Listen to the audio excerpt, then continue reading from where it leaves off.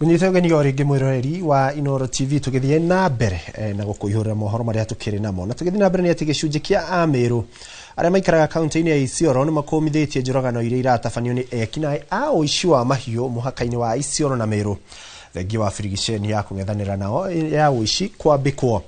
Matongoretio ni MCA wa Wadia wa Bera na arugamiriri angi a muingi maugite ni undu wa kieha kuona thirikari na kana tharikira na uici no uratabanio na amwe maratabania ciiko ici ni marikurikanite no gutiri kinya o rimwe maratacukirio. Maugite ni undu wagagitie aikari kuigana makiuria thirikari gutunyukithia aria othe mena matharaita ma bara mugaru na watho na muthia makiuria thirikari gwikirira makiria ugitiri mwena ucio. Na kontremu ile mauaji yanaendelea hapa kwa jirani yetu ya Meru ambaye ng'ombe inaibiwa, watu wanauawa, na hiyo ni makosa sana. Na serikali tuko naye. Na ni jukumu ya serikali kwa kuchunga maisha ya mwananchi na pia kuchunga mali yake.